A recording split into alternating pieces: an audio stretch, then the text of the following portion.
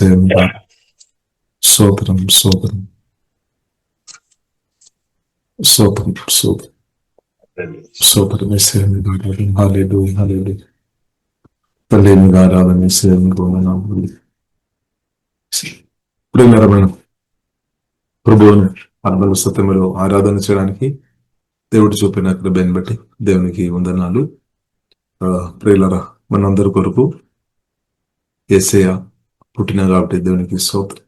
మత్తయి సువార్త 1వ అధ్యాయము 22వ వచనం. ఇదిగో కన్యక గర్భవతి అయి కుమారుని కన్ను, ఆయనకు ఇమ్మానుయేలని పేరు పెట్టుదురు.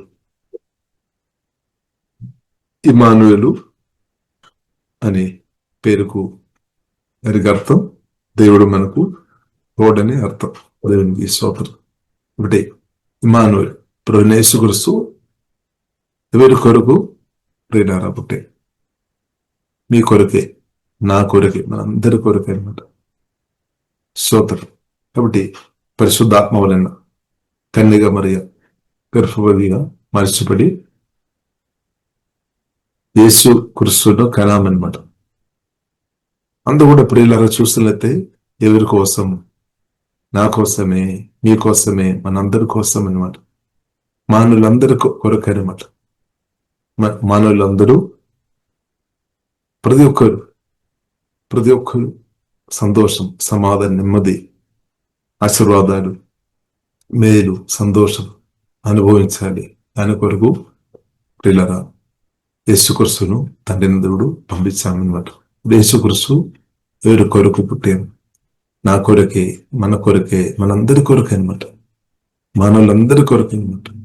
ప్రతి ఒక్కరు క్షేమంతో ఉండాలి, సంతోషంతో ఉండాలి, సమాధానంతో ఉండాలి, నెమ్మదితో ఉండాలి. దాని కొరకు ప్రియులారా పరిశుద్ధాత్మ వలన యేసుక్రీస్తు ప్రియులారా మనం చూస్తుంటే పరలోకం నుండి భూమికి దిగి వచ్చామన్నమాట. పరిశుద్ధాత్మ వలన ప్రభు దిగి వచ్చాం, ప్రభు పుట్టామన్నమాట. స్తోత్రం. కాబట్టి మన కొరకు అనమాట, మీ కొరకు అనమాట. ఒకటి మనం పుట్టక మునిపే ప్రభు జన్మించామన్నమాట. మనకు ముందే ప్రభు వచ్చేసామన్నమాట. చూడండి, జాగ్రత్త చూడండి. మన మీద ఉన్న దేవుని యొక్క ఆ ప్రేమ చూడండి.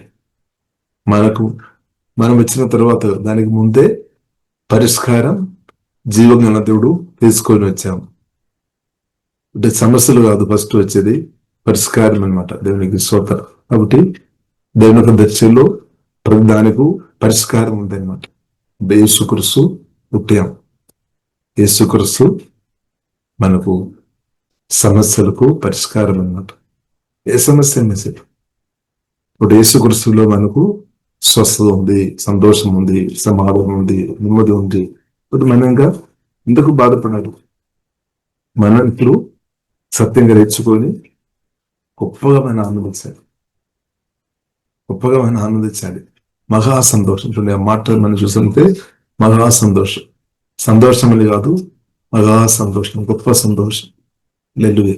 కాబట్టి యేసుక్రీస్తు జన్మించాం. మనం చూస్తుంటే గొప్ప మిరకల్. కాబట్టి పరిశుద్ధాత్మ వలన యేసుక్రీస్తు జన్మించడం అదొక మిరకల్. అలాగే ఇంకా గొప్ప మిరకల్ ప్రియులారా మనం చూసినట్లయితే వాక్యం ద్వారా పరిశుద్ధాత్మ వలన యేసుక్రీస్తు పరిశుద్ధాత్మ వలన మనలో కూడా పుట్టాం, మనలో కూడా జన్మించాం. స్తోత్రం. మనొక గుండెలో, మనొక హృదయంలో, మనొక ఆత్మలో యేసయ్య జన్మించిన స్తోత్రం. హల్లెలూయా. ఎవరైతే ప్రేమ సువార్త విని మనం నమ్మిన వారందరూ వారి హృదయంలో యేసుక్రీస్తు వచ్చేసామన్నమాట. ఒకటి మనం ఆత్మలో, మన హృదయంలో యేసుక్రీస్తు ఉన్నాడు అనమాట. పరిశుద్ధాత్మ వలన నివాసం చేస్తున్నాడు. ఎంత గొప్ప విషయం ప్రియులారా. ఇది కూడా ప్రియులారా మనం చూస్తుంటే పాట పాడినట్టు స్థిరపరిచేవాడు, అంటే స్థిరంగా ఉన్నామన్నమాట.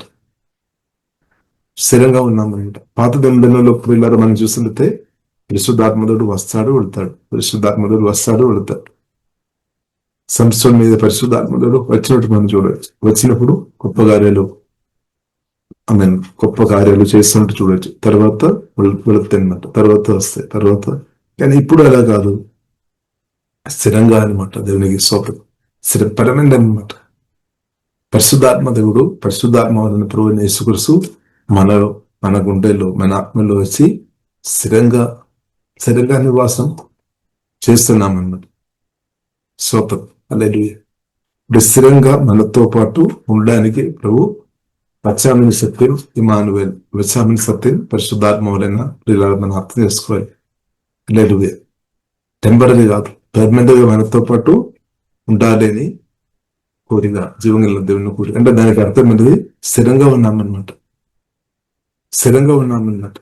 కొద్దిసేపు మనతో పాటు ఉండడం, తర్వాత వెళ్ళిపోవడం అని కాదు. పరిశుద్ధాత్మ ప్రభువైన యేసుక్రీస్తు స్థిరంగా మనతో పాటు కుదురుతాడు. అదే ఇమానువేల్, దేవుడు మన తోడుగా. అంటే దానికి అర్థం ఏంటిది? ప్రభుకు తెలుసు, కరెక్టే. స్థిరంగా ప్రభు మన తోడు ఉండేనే మనకు స్థిరమైన సంతోషం, స్థిరమైన సమాధానం, స్థిరమైన స్వస్థత, స్థిరమైన మేలు, దీవెనలు అనమాట. సో అంతవరకు తండ్రి దేవుడు అలాగే చేశారు. అలాగే కాబట్టి ప్రియులారా మనం ఆనందించాలి, మనం స్తుతించాలి. దేవునికి స్తోత్రం. మనం స్తుతించాలి, దేవునికి స్తోత్రం. కాబట్టి తండ్రి దేవుడు యేసుక్రీస్తును మనలో నాటిన కాబట్టి ప్రియులారా మనం స్తుతిస్తాం, ఆరాధిస్తాం. ఇక ప్రియులారా మనం చూస్తున్నట్లయితే యేసుక్రీస్తు మన అనాయింటెడ్ వన్, పరిశుద్ధాత్మతో నింపే దేవుడు అనమాట. పరిశుద్ధాత్మతో నింపుతాడు అనమాట. ఇప్పుడు మన బాప్టిసం ఇచ్చిన యోహాను ప్రియులారా మనం చూసినట్లయితే నీళ్ళలో బాప్టిసం ఇచ్చింది అని యేసుక్రీస్తు పరిశుద్ధాత్మతో బాప్టిసం అనుగ్రహిస్తాడనమాట. అంటే యేసుక్రీస్తును కలిగిన మీరు అభిషేకం మీలో ఉంది. గొప్ప దేవుని అభిషేకం క్రీస్తు ద్వారా మనలో ఇప్పుడు ఉంది అనమాట. గొప్ప అభిషేకం, దేవుని యొక్క అభిషేకం అంటే గొప్పది అనమాట. చాలా ఖరీదనమాట, చాలా విలువైనది అనమాట. డబ్బు పెట్టి ఎవరు అది కొనలేదు. ఎన్ని కోట్లు పెట్టినా కానీ, ఎన్ని బిలియన్స్ కానీ, ఎన్ని కోట్లు పెట్టినా దేవుని యొక్క పరిశుద్ధాత్మ అభిషేకం కానీ, హోలీ స్పిరిట్ అంటే దేవుని ఇంకొక మాటలు చెప్పాలంటే దేవుని కొనలేదనమాట. ఎదుర్కోదు, సాధి రాదు. అలాగే దేవుడు ఇవ్వలేదు, అసలే ఇవ్వలేదు. ఒకటి పేతురు, పరిశుద్ధాత్మకు నింపబడిన పేతురు, యోహాను ప్రజల కొరకు ప్రార్థన చేసినప్పుడు వారి మీద అభిషేకం వచ్చారు. ఇప్పుడు సేవలను అడిగామనమాట, నేను కూడా కొంత డబ్బిస్తాను, నాకు కూడా అది ఇవ్వమని.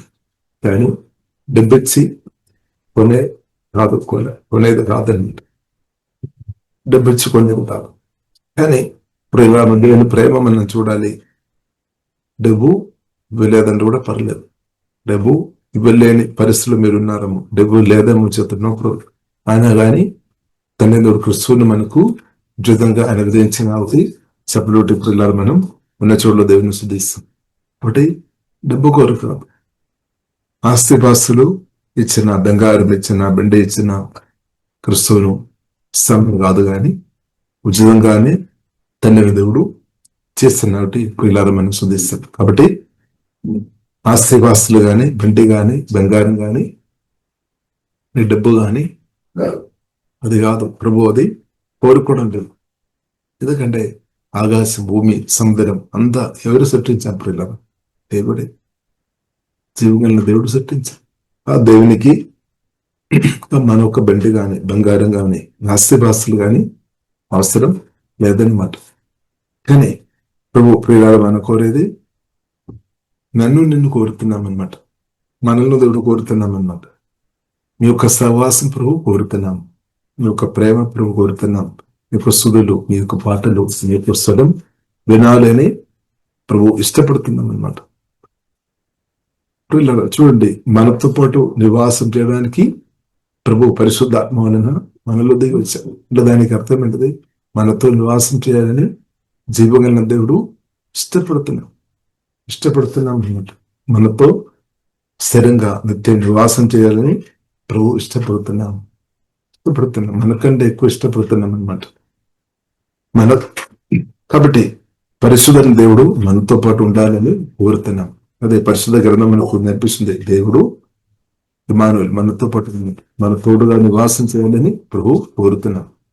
మనం కూడా అదే కోరుతున్నాం. యేసయ్యా మీరు ఎల్లప్పుడూ నా తోడు ఉండాలి. యేసు మీరు అదే దేవుని చిత్తం అనమాట. యేసుక్రీస్తు మనతో పాటు ఎల్లప్పుడూ ఉండడం అది తండ్రి చిత్తం అనమాట. ఎందుకంటే అదే మనకు సంతోషం, అదే మనకు సమాధానం, అదే మనకు ఓదార్పు, అదే మనకు అప్పుదల, అదే మనకు ఆశీర్వాదం, అదే జయం అనమాట. ఇంకా దానికన్నా గొప్ప దేవుడు ఉంది ప్రియుడా. జీవగల దేవుడు మనతో పాటు ఉండడమే అసలైన జయం అన్నమాట. అదే యేసుక్రీస్తు పుట్టడం ద్వారా, యేసుక్రీస్తు కలువరి శిలువలో ప్రాణం పెట్టి సమాధులను తిరిగిలేచి పరిశుద్ధాత్మ వలన వాక్యం ద్వారా మనలో జన్మించామన్నమాట. మన హృదయంలో జన్మించాం, మన ఆత్మలో జన్మించాం, మనలో వచ్చేసాయి. కాబట్టి ప్రియులారా మనం ఆనందించాల్సిన సమయం. ఎందుకంటే యేసుక్రీస్తు నాలో వచ్చేసే, పరిశుద్ధాత్మ వలన వాక్యం ద్వారా నాలో వచ్చేసే, నీలో వచ్చేసాం. కాబట్టి మనం ఆనందించుకోవాలి. ఇప్పుడు యేసుక్రీస్తులోని అభిషేకం చాలా గొప్పది. యేసుక్రీస్తు అనువంతులు అభిషక్తులు మనలో వచ్చేసారు. అభిషేకం పరిశుద్ధ గ్రంథం ప్రియుల అభిషేకం గురించి చాలా విషయాలు నడిపిస్తుంది. దేవునికి అభిషేకం చాలా గొప్పది అనమాట. కాబట్టి క్రిస్తు మనలో పుట్టిన కాబట్టి ఏమైంది? క్రిస్తు కొందరి హృదయంలో పుట్టలేదేమో, వారు త్వరగా హృదయం తెరిచి దేవుని నమ్మినట్లయితే ప్రభువును స్వీకరించుకోవచ్చు అనమాట.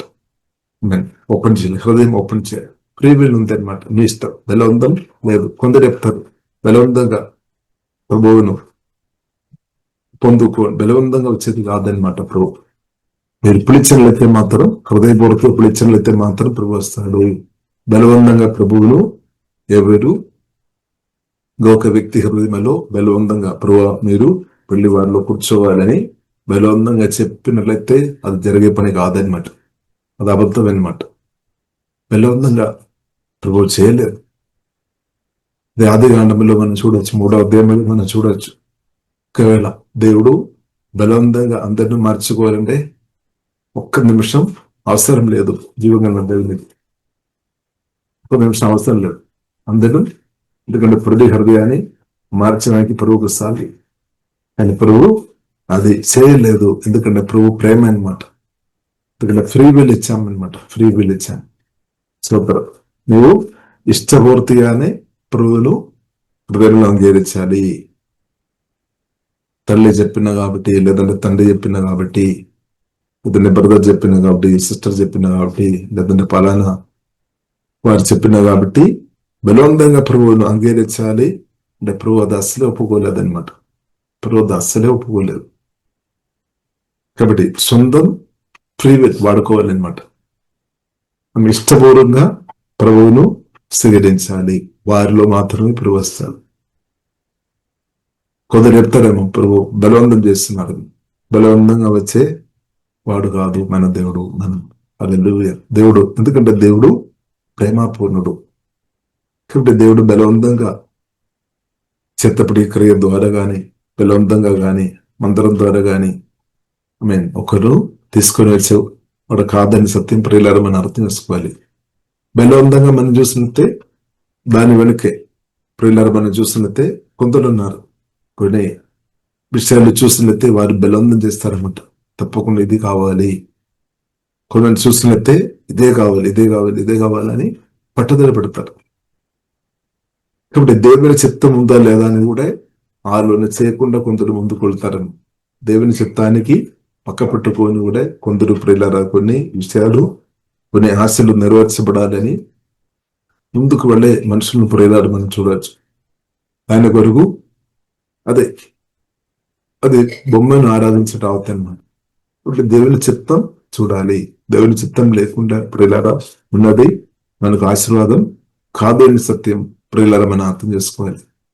దేవుని చిత్తం ఉన్నది మనకు ఆశీర్వాదం అని సత్యం ప్రియులారా మనం అర్థం చేసుకోవాలి. కాబట్టి కొందరు మనం చూస్తున్నట్టే చేతపడి క్రియ ముందరం కూడా చేస్తారు. ఉద్దేశం అనేది బలవంతంగా పొందుకోవడానికి వరకు అనమాట. తప్పకుండా నాకు కావాలి, దేవుని ఇష్టం లేకపోయినా. కాబట్టి అది దేవుని చిత్తం కాదనమాట. ఏది మందరం కానీ చిత్తపడి క్రియలు చేయడం అది దేవుని చిత్తం కాదు. ఇప్పుడు ప్రియులారా మనం అర్థం చేసుకోవాలి. ప్రభు యేసుక్రీస్తు ప్రియులారా మనం ఇష్టపూర్వకంగా ఎవరైతే ఆహ్వానిస్తారో వారిలో వస్తారని. బలవంతంగా ప్రభు అసలే రాదనమాట. అంటే కొందరు తప్పు ప్రచారం చేస్తున్నారు. బలవంతంగా ప్రభు దగ్గరకు కొందరును బలవంతంగా ప్రభు దగ్గరకు తీసుకొని వస్తున్నారని సమాచారాలు అబద్ధమే, సత్యం కాదు, సత్యం కాదు. దేవునికి స్తోత్రం. కాబట్టి ప్రియులారా మన సత్యం అర్థం చేసుకోవాలి. కాబట్టి ప్రభు దేవునికి అభిషేకం ప్రియులారా చాలా గొప్పది. తండ్రి దేవుడు మనలో ప్రభువును నాటేస్తామన్నమాట. దేవునికి అభిషేకం చాలా పవర్ఫుల్ అనమాట, చాలా గొప్పది అనమాట.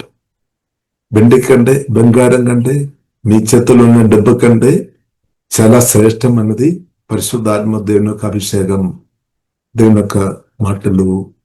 ఇది మనం గ్రహించుకోవాలి.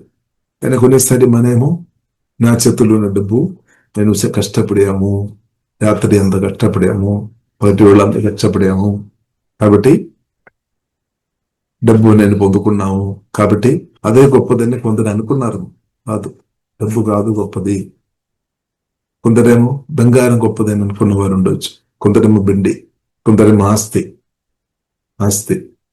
కాబట్టి ఆస్తి కాదు గొప్పది, వెండి కాదు గొప్పది, బంగారం కాదు గొప్పది, డబ్బు కూడా కాదు. అది పేపర్, బట్ అవసరమే, కానీ అది దేవునికి అభిషేకం అంటే దేవుని యొక్క మాట కంటే, ప్రభు కంటే గొప్పది కాదనమాట. ప్రభు కంటే గొప్పది కాదు. ఇది గ్రహించిన వారిని బట్టి స్తోత్రం. గ్రహించలేని స్థాయిలో ఉన్న వరకు దేవుడు గ్రహించినారు. కాబట్టి గొప్పది, శ్రేష్టమైనది ఏంటది ప్రియులారా? అదే ప్రియులారా మనం చూసినట్లయితే జీవం కలిగిన దేవుడు, అదే ప్రభువైన యేసుక్రీస్తు, అదే ప్రభు ద్వారా తండ్రి దేవుడు మనకు అనుగ్రహించిన గొప్ప అభిషేకం, శ్రేష్టమైన అభిషేకం అనాయింటెడ్ వన్. క్రిస్తువును తండ్రి మనలో నాటేశామన్నమాట. అభిషక్తమైన క్రిస్తువును మనలో నాటేశాం. అంటే తండ్రి ఉద్దేశం ఏంటిది? ఊటలు, జీవ ఊటలు, అభిషేకం నదులు మన ఆత్మ నుండి, నీ నుండి, నా నుండి ప్రవహించాలి. అంటే మనల్ని దేవుడు కుమ్మరిస్తాడన్నమాట. దేవుడు తన ఆత్మతో మనలో నింపుతాడు. పరిశుద్ధ ఆత్మతో నింపబడడం ఇది చాలా శ్రేష్టమైన దేవుడు అనుగ్రహించిన, అది కూడా ఒక గొప్ప ఆశీర్వాదం అన్నమాట. పరిశుద్ధ ఆత్మ నింపుదల, దేవుని ఆత్మతో నింపబడడం, వాక్యతో నింపబడడం, దేవుని ప్రేమతో నింపబడడం. ఆ ప్రేమ మన ఆత్మ నుండి పొంగి పొరలడం, ఆ ఆనంద నదులు మన ఆత్మ నుండి పొంగి పొరలడం, అదే దేవుని రాజ్యం అన్నమాట. దేవుని రాజ్యంలో ఇది ఉంది. పరిశుద్ధాత్మతో నింపబడి సంతోషం, ఆనందం, సమాధానం ఉంది అనమాట. స్తోత్రం. ఇప్పుడు పరిశుద్ధాత్మ అభిషేకం ప్రియులారా మనం చూస్తున్నట్లయితే వెండి కంటే, బంగారం కంటే, డబ్బు కంటే చాలా ఖరీదైనది అనమాట. చాలా విలువైనదని సత్యం పరిశుద్ధాత్మ వలన ప్రియులారా మనం అర్థం చేసుకోవాలి, గ్రహించుకోవాలన్నమాట. కాబట్టి తండ్రి దేవుడు క్రిస్తువుని మనకు అనుగ్రహించాం. క్రిస్తు ద్వారా అభిషేకం మనలో చేసాం పరిశుద్ధాత్మ వలన. కాబట్టి ప్రియులారా మన క్రిస్తువుని మీరు కలిగి ఉన్నామంటే అభిషేకం కలిగి ఉన్నాం. దేవునికి అభిషేకం చాలా శ్రేష్టమైనది. దాని వలన పనులు జరుగుతాయి అన్నమాట. ప్రత్యేకంగా ప్రియులారా మనం చూసినట్లయితే అపవాది సంబంధం అనేది కూడా నాశనం చేస్తాయి అనమాట. దేవుని చిత్తం ఉన్నది పరిశుద్ధాత్మ దేవుడు కడతాడు. దేవుని చిత్తం లేదంతా కూడా నాశనం చేస్తాయి అనమాట. దేవుని చిత్తం అనేది మాత్రం నిలబడితే మిగిలినంత కూడా తొలగిపోతాయి అనమాట. కాబట్టి ప్రియులారా మనం చూసినట్లయితే దేవుడు మనకు అనుగ్రహించిన అభిషేకం గొప్పది. మనలో ఉన్న క్రీస్తు గొప్పవాడు. కాబట్టి అది మనం అర్థం చేసుకోవాలి. మనలో ఉన్న అభిషేకం చాలా గొప్పది అనమాట, చాలా ఖరీదైనది అనమాట, శ్రేష్టమైనది అనమాట. కాబట్టి దాన్ని డబ్బుతో కూడా పోల్చుకోవడానికి వీలు లేదనమాట. దానికన్నా గొప్పదని సత్యం ప్రియులారా మనం అర్థం చేసుకోవాలి. కానీ మన మనసులో ఇలా ఉండవచ్చు, కాదు డబ్బే గొప్పదని మనం అనుకున్నారని పరిస్థితులను బట్టి. కానీ సత్యం ప్రియులారా మనం అర్థం చేసుకోవాలి. డబ్బు కంటే, వెండి కంటే, బంగారం కంటే, ఆస్తిపాస్తుల కంటే క్రీస్తు గొప్పవాడు. క్రీస్తుకు అభిషేకంగా గొప్పదనమాట.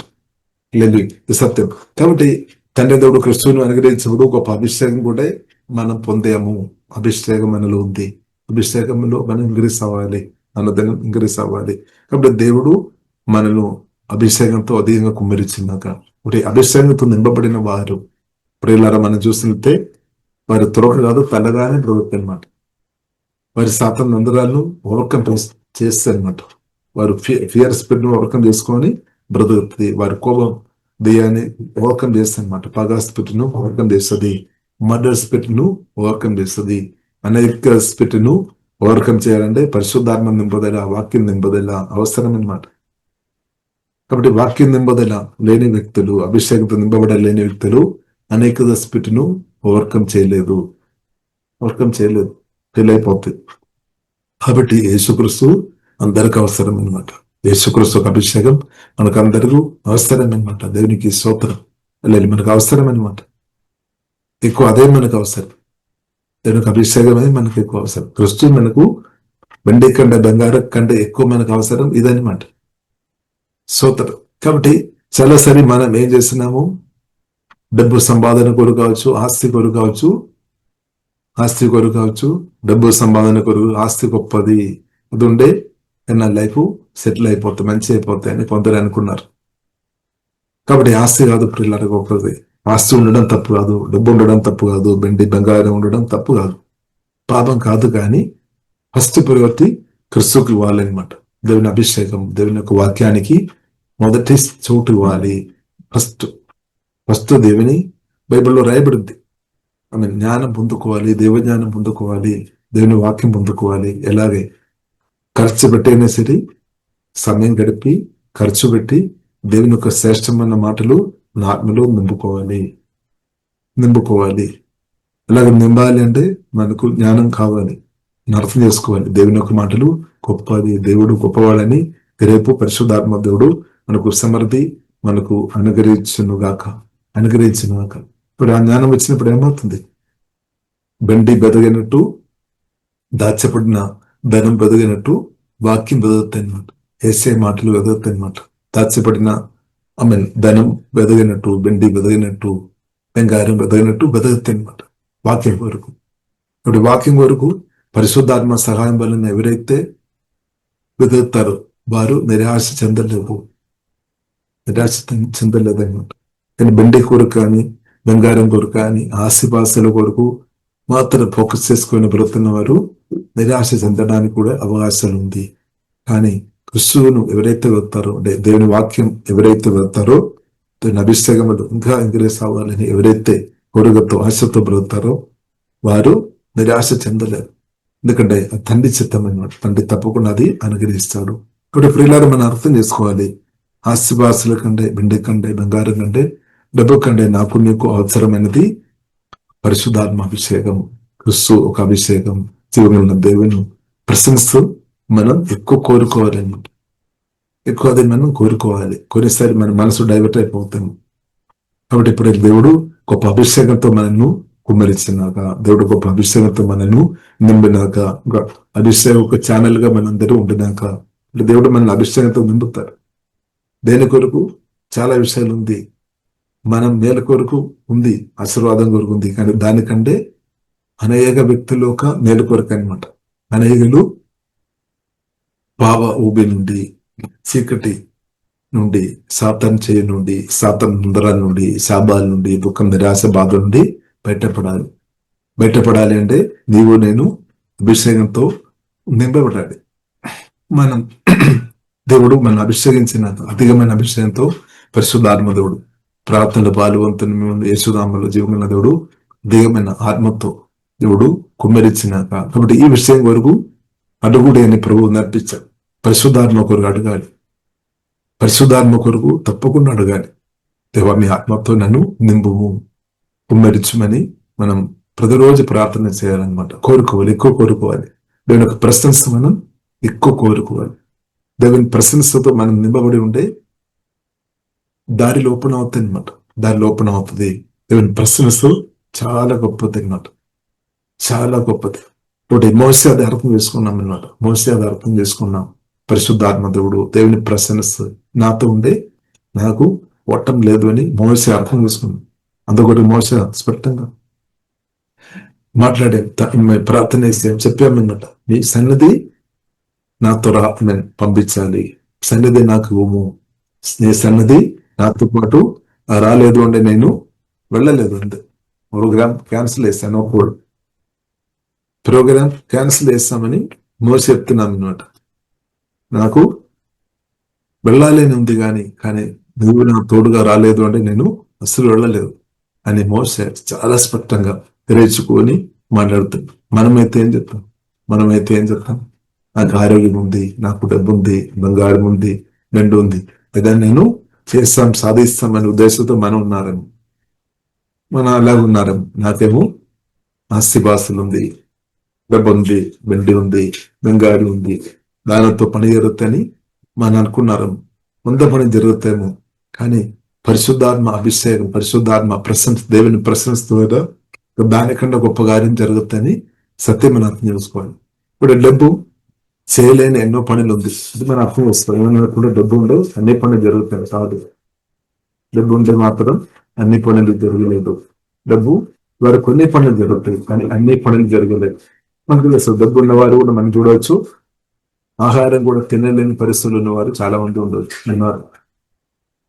చాలా మంది డబ్బు ఉన్నా కానీ హీలింగ్ పొందలేని పరిస్థితులు ఉన్నవారు ఉన్నారు. ఖర్చు చేయడానికి రెడీ ఉన్నారు, ఖర్చు చేస్తున్నాం అయినా కానీ హీలింగ్ రావడం లేదు. శవ మధ్యలో ఉంటాయి, మరణం దగ్గర ఉన్న చాలా మంది వ్యక్తులు ఉన్నారు.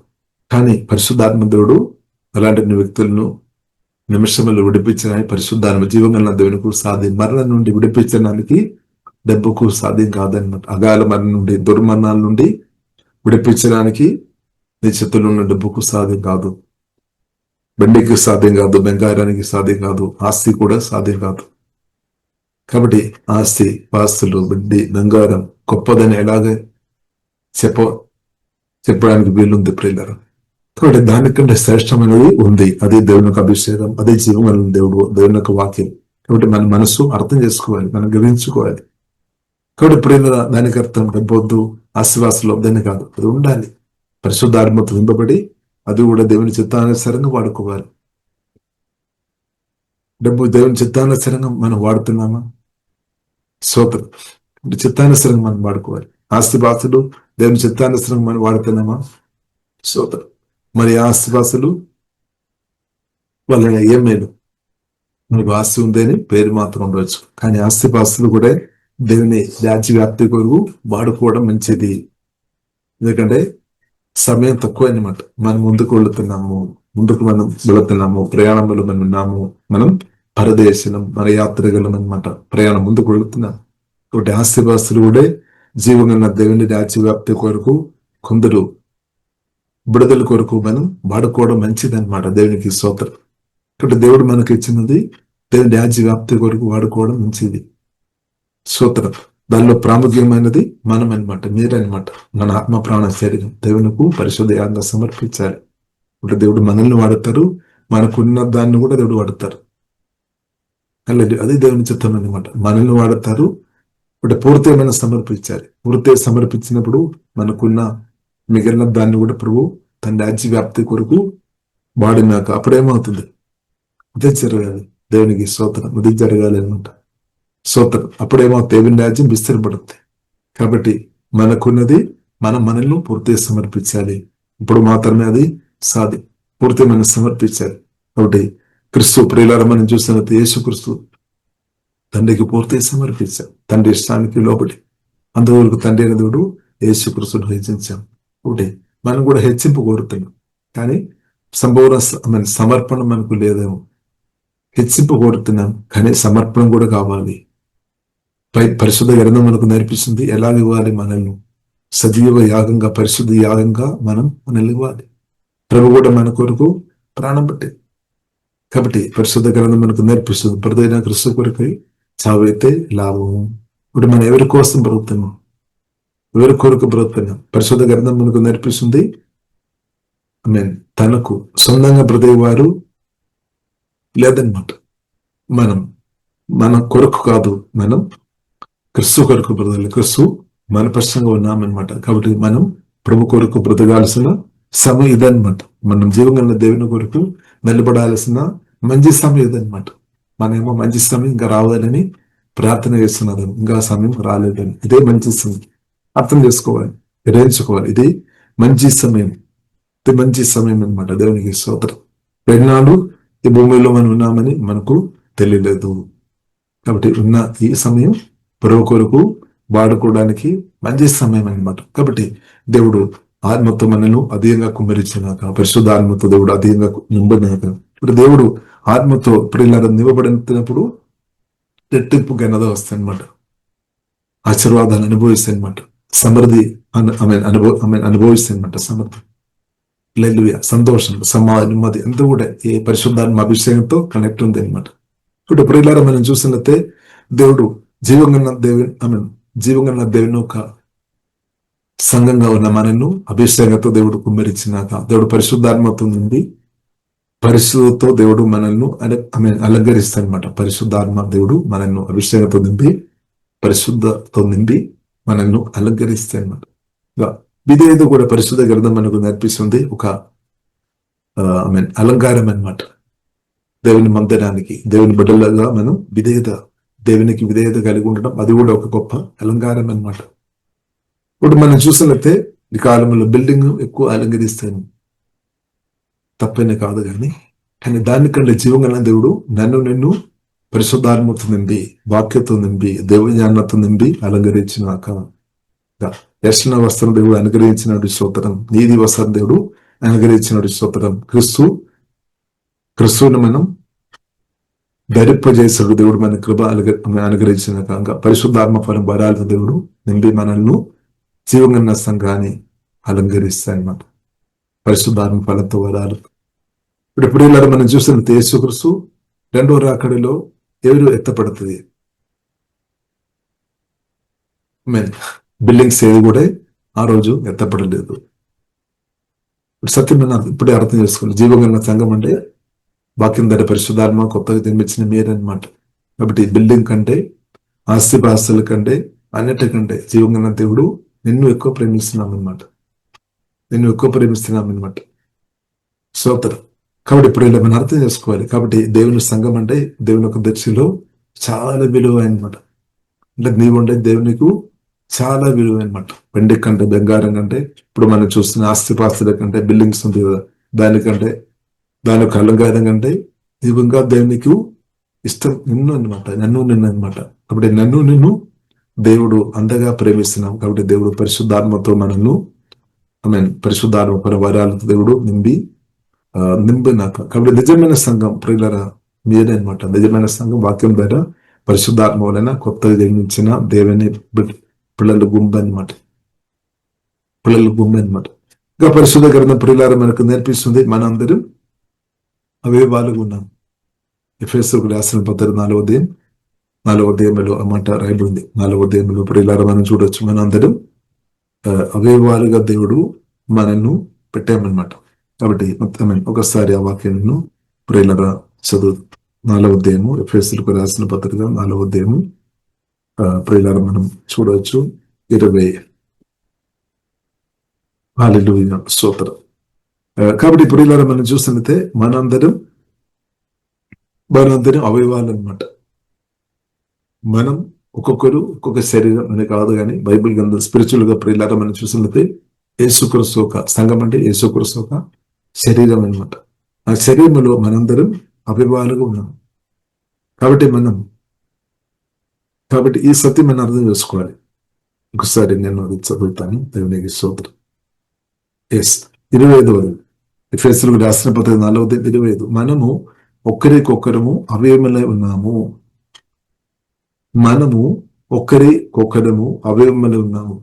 అంటే మీరు ఒక అవయవం, నేను ఒక అవయవం, నా పరిశుద్ధాత్మ వలన అవయవాలంతా కలిసి ఉండాలి అనమాట. అది యేసుక్రీస్తు శరీరం, ఆత్మీయ స్పిరిచువల్ బాడీ.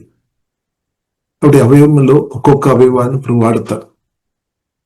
కాబట్టి ఇప్పుడు మనం అర్థం చేసుకోవాలి. ప్రతి ఒక్క అవయవాలు అవసరం అనమాట. కన్ను అవసరం, ముక్కు అవసరం, చెయ్యి అవసరం, కాలు అవసరం, ప్రతి అవయవం అవసరం అనమాట. అంటే ప్రతి ఒక్కరు సంఘములో ఇంపార్టెంట్ అనమాట, చాలా ఇంపార్టెంట్ అనమాట. మీరు ప్రభుకు అవసరం. కాబట్టి చెయ్యి వాడబడుతున్న కొద్ది నేను గొప్పగా వాడామని చెయ్యి మాత్రం చెప్పడానికి వీల్లేదు. కన్ను కూడా మనం చేస్తున్నాం. చెవి దాని పని చేసింది, నాలుక దాని పని చేసిన, హార్ట్ దాని పని చేసిన, అన్ని అవయవాలు దాని పని చేసింది. కాబట్టి గొప్పది చెప్పడానికి వీలు లేదనమాట. నేను గొప్పగా చేశామని ఎలాగ చెప్పగలను, ఎలాగ చెప్పడానికి వీలుంది? ఇప్పుడు ఇలాగా చెయ్యి ఎక్కువ పని చేశామని కాలు ఏం చెప్తుంది? నేను ఒక పని చేస్తామని. కళ్ళు చెప్తామో నేను ఒక పని చేస్తామని. ఒక్కొక్కటి అలా కాదు, కానీ ప్రియులారా మనం అర్థం చేసుకోవాలి. కాబట్టి ఒక్కొక్క అవయవాలను దేవుడు ఆత్మతో నింపి దేవుడు తప్పకుండా వాడతారనమాట. కానీ ఆ తండ్రికి జీవం గల దేవునికే తెలుసు మీరు ఎంత నమ్మకం ఉన్నారు, ఎంత సమర్పించిన స్థాయిలో ఉన్నారు, ఎంత బాధ్యత కలిగి మీరు జీవగల దేవునితో బ్రతుకుతున్నామని జీవగల దేవునికి పూర్తిగా తెలుసు.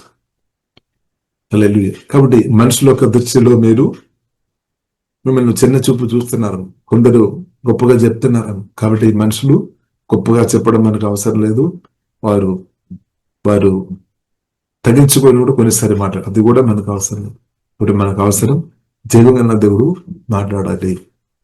సూపర్. కాబట్టి మన దేవుని కృపలో ఆధారపడదాం. కాబట్టి దేవుని దృష్టిలో మనం నిధిగా న్యాయంగా బ్రతకాలి. ఇప్పుడు దేవుని దృష్టిలో నిధిగా న్యాయంగా బ్రతుకుతున్న వ్యక్తులు తప్పకుండా మనుషుల ముందు కూడా మంచి మనస్సాక్షి కలిగి తప్పకుండా బ్రతుకుతున్నాం. కాబట్టి దేవుని మెప్పు మనకు సరిపోతుంది అనమాట. దేవుని యొక్క మెప్పు అలాగే ఏసే మెప్పు మనకు చాలు. తండ్రి అని దేవుడు చెప్పారు యేసుక్రీస్తు, ఈయన నా ప్రియ కుమారుడు, ఈయన నా ప్రియ కుమారుడు అని. ఆమేన్. ఈయనలో నేను ఆనందిస్తున్నాను. కాబట్టి ఇప్పుడు ఇలా మనం కూడా ప్రముఖ దృష్టిలో నమ్మకంగా బ్రదంటూ దేవుడు కృప అనుగ్రహించినాక, కాబట్టి మనము ఒక్కరిలో అవేములు ఉన్నాము, మనందరం ఒక ఫ్యామిలీలో ఉన్నాము, కోర్స్ ఫ్యామిలీ, ఒక తండ్రి పిల్లలు ఉన్నాము. ఇది మనం వినాలి. ఎందుకంటే మన మనసులో ఏముంది, నేను వేరు నీ వేరు అని ఉంది. అది ఆ ఆలోచన తొలిపోవాలన్నమాట. నా తండ్రి వేరు నా తల్లి వేరు, ఇలాంటి నా ఆలోచన మనల్ని ఎక్కువ ప్రభావం చేస్తున్నాడని. క్రిస్తు జన్మించిన కాబట్టి, క్రిస్తు బెత్లెహేములో జన్మించాము, క్రిస్తు వాక్యం ద్వారా పరిశుద్ధాత్మ వలన మీ గుండెలో మీలో పుట్టిన కాబట్టి, మనలో జన్మించిన కాబట్టి భేదాలు తొలగించడానికి ఇప్పుడు వచ్చామన్న భేదాలు ఇప్పుడు మనం క్రిస్తుకు హృదయంలో చోటిచ్చిన వారు అందరూ ఒక్క తండ్రి పిల్లలుగా మనం ఉన్నామనేది ఇది మనం అర్థం చేసుకోవాలి. ఇది మనం రిసీవ్ చేసుకోవాలి. కాబట్టి ఇప్పుడు ఇలా మనం అర్థం చేసుకోవాలి. ఇప్పుడు భాష భేదం లేదనమాట. భాష భేదం తెచ్చుకొని రావడానికి వీలేదు. కులం కానీ, వంశం కానీ, దేశాల భేదం కానీ మనం తీసుకొని రావు. దేవుని రాజ్యములో ఏ భేదం లేదు. దేవుడు మన తండ్రిగా మనను పరిపాలన చేస్తారు అంతే. ఇప్పుడు దేవుని మనందరం దేవుని పిల్లలు. వాక్యం ద్వారా పరిశుద్ధాత్మ వలన కొత్త జన్మించిన వారందరూ పిల్లలు. సో అందరిలో క్రిస్తు ఉన్నాడు, అందరిలో పరిశుద్ధాత్మ అభిషేకం ఉంది. ఆత్మ అభిషేకం దేవుడు అదేగా నమ్మనాక. కాబట్టి మనందరం ఒక ఫ్యామిలీ మెంబర్ అనే సత్యం పరిశుద్ధాత్మ వలన ప్రియులమైన అర్థం చేసుకోవాలి. అందుకొరకు మనం బ్రదర్ సిస్టర్ అని పిలుస్తున్నాం అన్నమాట. ఎంకరేజ్. దేవుడు మనకు అనేక సహోదరులు ఇచ్చినటువంటి స్తోత్రం, అనేక సహోదరులను ఇచ్చినటువంటి స్తోత్రంగా, తల్లిని ఇచ్చినటువంటి స్తోత్రం, తండ్రిని ఇచ్చినటువంటి స్తోత్రం.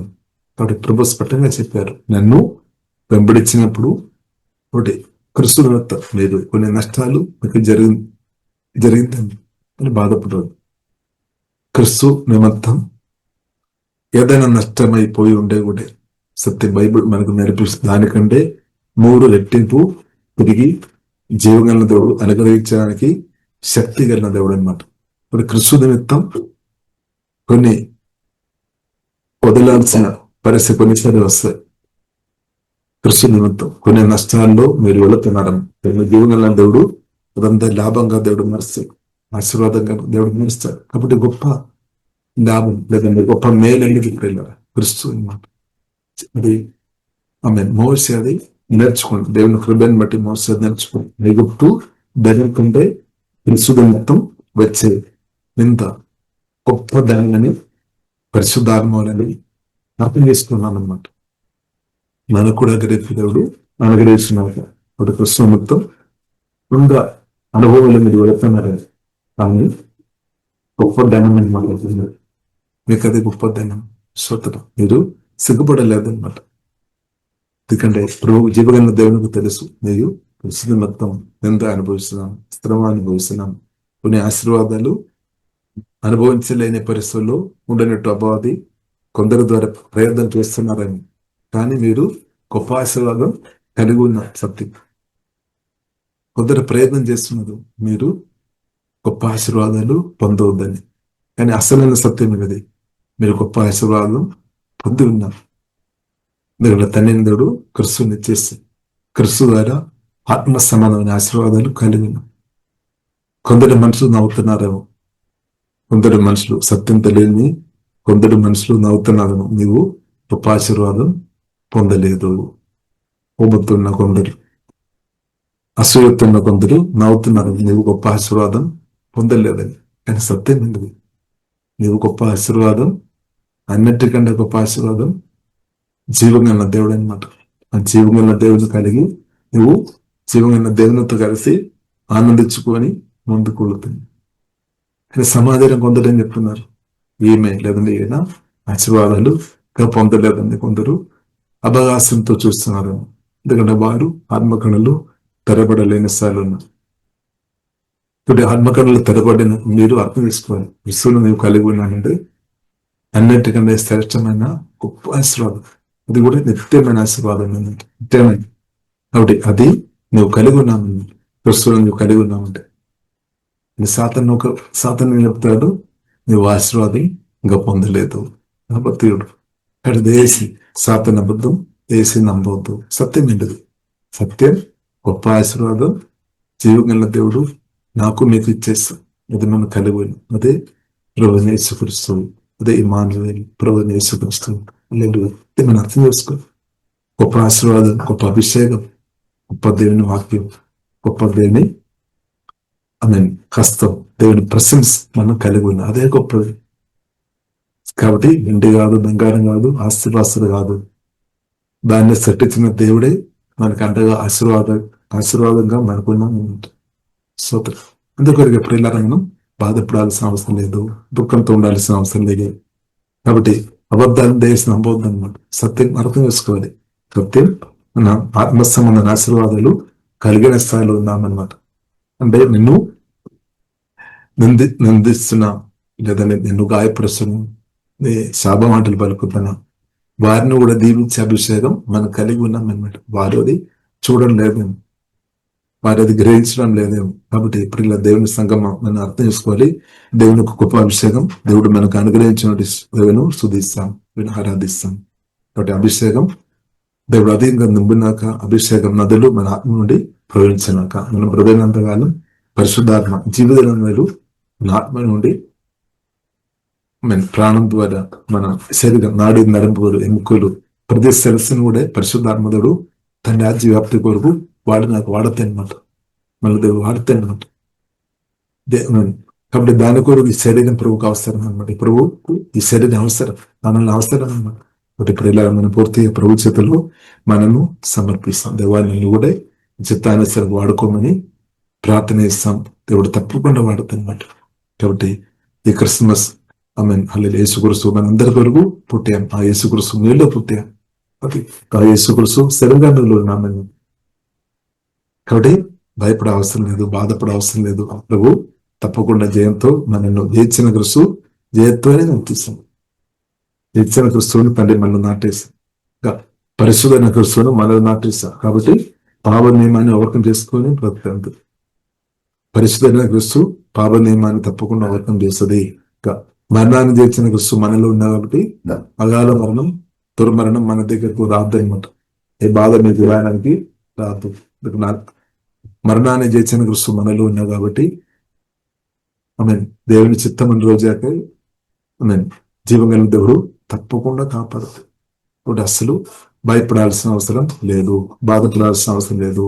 మరణ భయం తొలగిపోయినాక, ప్రాణ భయం తొలగిపోయినాక, దేవుడు గొప్ప ప్రేమతో, శిల్వ ప్రేమతో ప్రభు మనల్ని హృదయాన్ని ఉదయాల నింపినాక, ఆ ప్రేమ మన ఆత్మ నుండి ప్రవహించినాక, ఆనంద నదులు మన ఆత్మ నుండి ప్రవహించినాక, పరిశుద్ధ నదులు ప్రవహించినాక, హీలింగ్ రివర్ ప్రవహించినాక, మిరకల్ నది ప్రవహించినాక ఇప్పుడు ఏమవుతుంది? అద్భుతాలు, ఆశ్చర్యకార్యాలు జరుగుతాయి, తప్పకుండా జరుగుతాయి. అవాధికరీలు నాశనం అయిపోయినాక, పరిశుద్ధాత్మ కార్యం సమృద్ధి బలంగా జరిగినాక, యేసునామములో జరిగినాక అంతే. కాబట్టి ప్రతి ఒక్క అవయవాన్ని జీవగణుడు వాడతాయి. నువ్వు నేను కూడా ఒక అవయవం అనమాట. యేసుక్రీస్తు శరీరంలో మన ఒక అవయవం. స్తోత్రం. కాబట్టి దేవుడు మనల్ని కూడా ఒక్కొక్క అవయవాన్ని దేవుడు తన చిత్తానుసారంగా ప్రభు తప్పకుండా వాడతాయి అనమాట. కాబట్టి ఇప్పుడు ఇలా మనం సమర్పిస్తాం. ప్రభు మీ రాజ్యం వరకు నన్ను కూడా వాడుకో. ఎవరైతే నమ్మకంగా దేవుని కొరకు సమర్పించిన వారిని చేర్చుకోవడానికి ప్రభు త్వరగా వస్తాడు. అలాగే ప్రభు సంఘాన్ని, జీవగల సంఘాన్ని చేర్చుకోవడానికి వస్తాడు. బిల్డింగ్స్ కాదు.